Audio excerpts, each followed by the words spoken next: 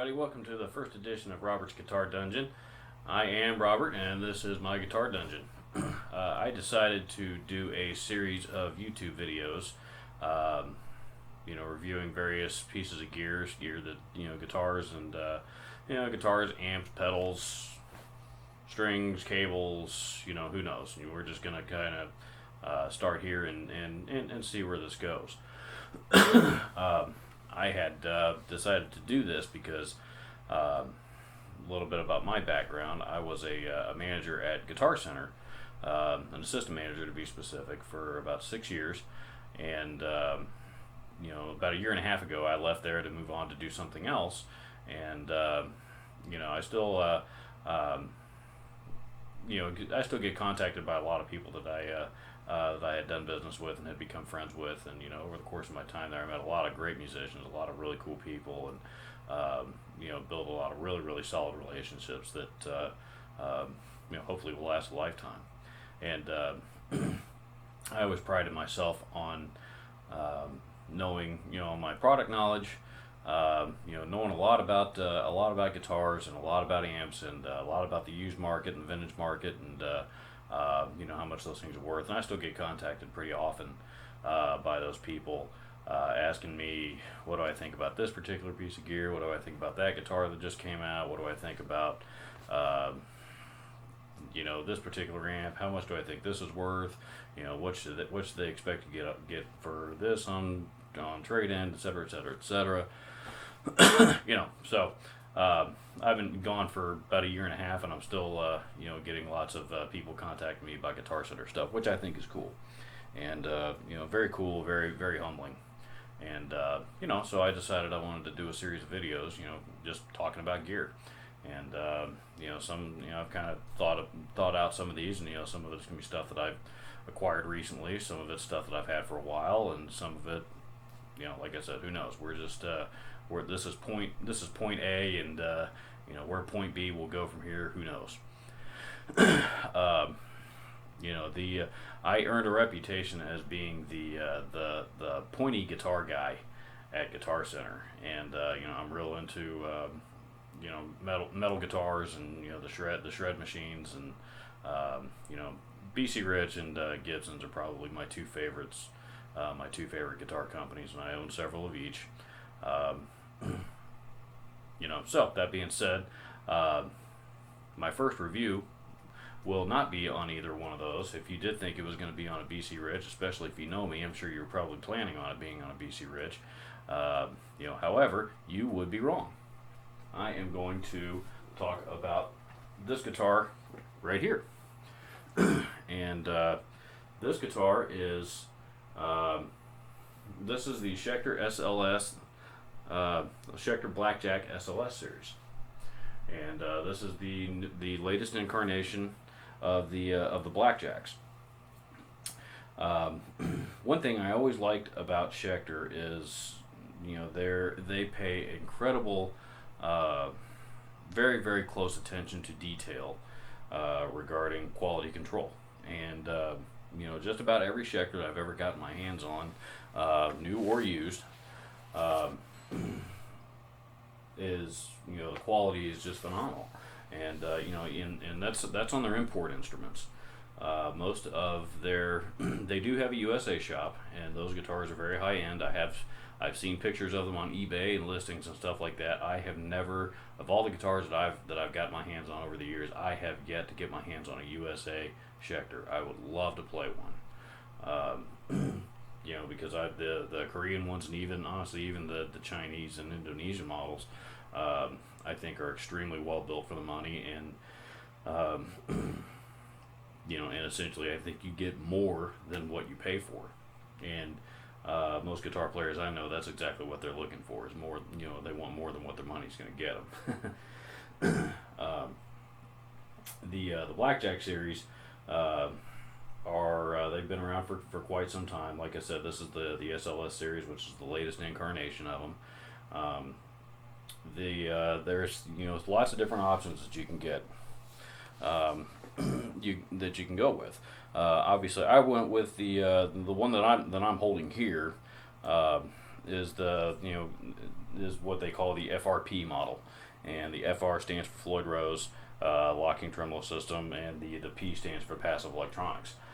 You can also get it. You can get it without the Floyd Rose. You can get it with a string through body, I believe, hardtail bridge. You can get it with active EMGs or active Seymour Duncans, I believe. Actually, I think it's EMGs. Or you can get it with with the same bridge pickup and a sustaining act system in the neck, and those are really cool. I kind of went middle of the road. I'm more of a passive pickup guy. I wanted, the reason I picked this one up is because I was looking for a dual humbucker super strap model with a Floyd on it, and this is the one that came my way.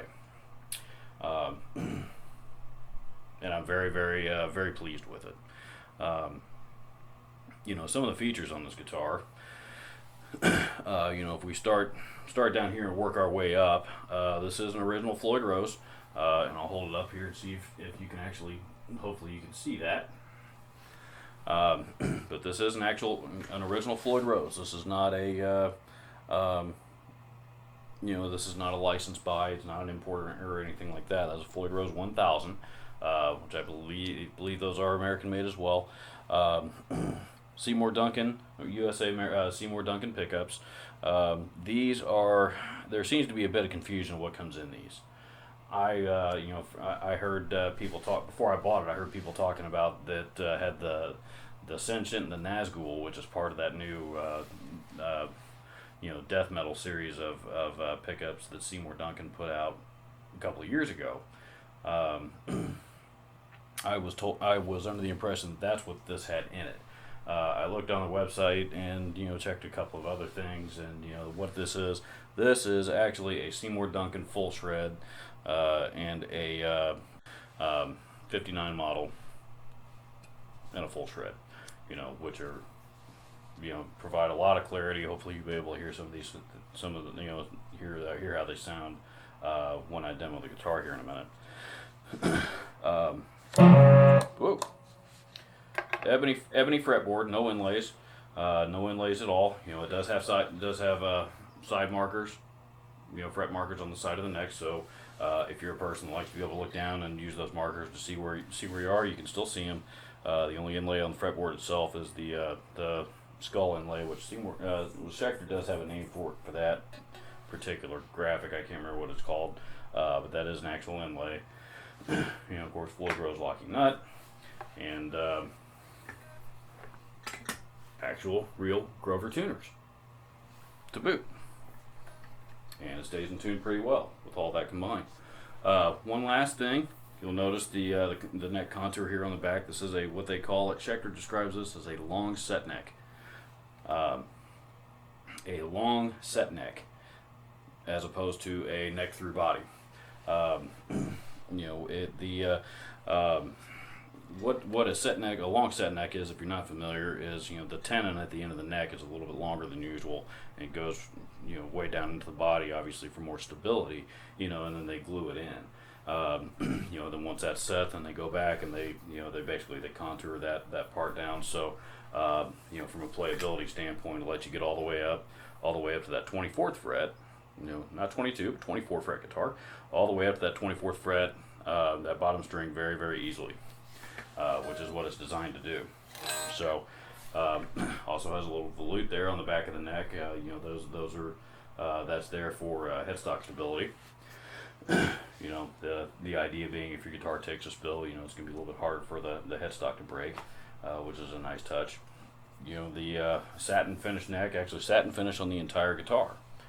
The satin finish on the guitar, this is probably my first initial instinct was this is where Schecter cheaped out.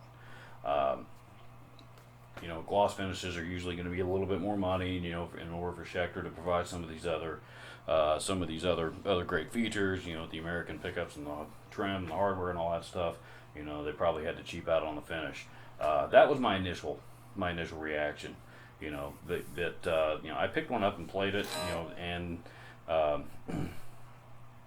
honestly, the more I think about it, I think they just did it because satin finish guitars are really gaining a lot of popularity right now, particularly in hard rock and metal genres, you know, and that's who this guitar is geared towards.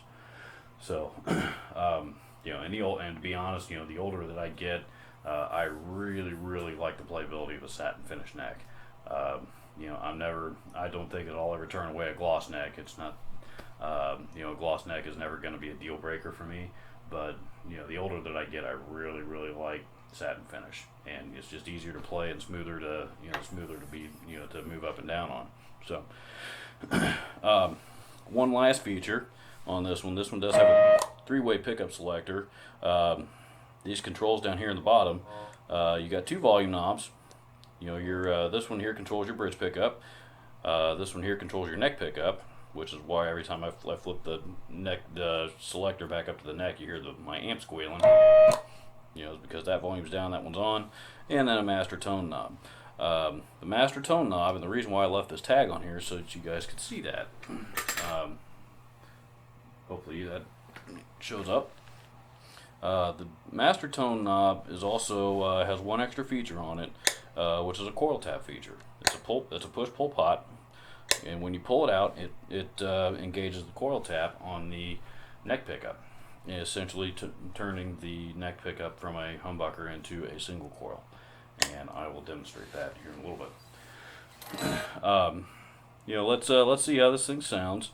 I am playing through a just a simple PV6505 plus combo, 112 combo. I'm on the gain, the lead channel with the gain on, you know, and that's pretty much how I tend to play most of the time. You know, and I'll demonstrate both pickups and the coil tap on that channel, and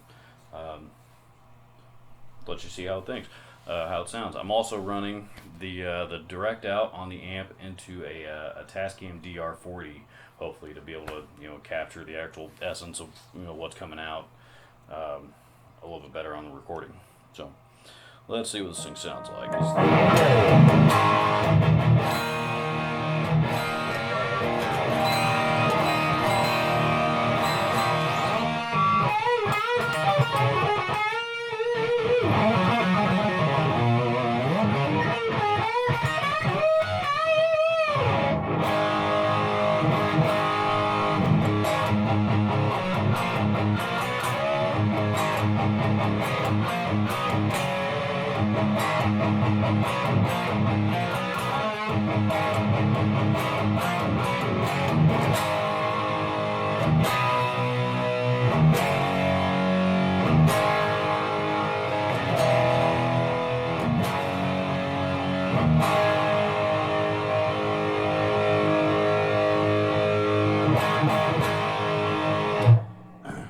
is the neck pickup. I'll play kind of the same stuff, a little bit of the same stuff anyway, so you can kind of compare the two.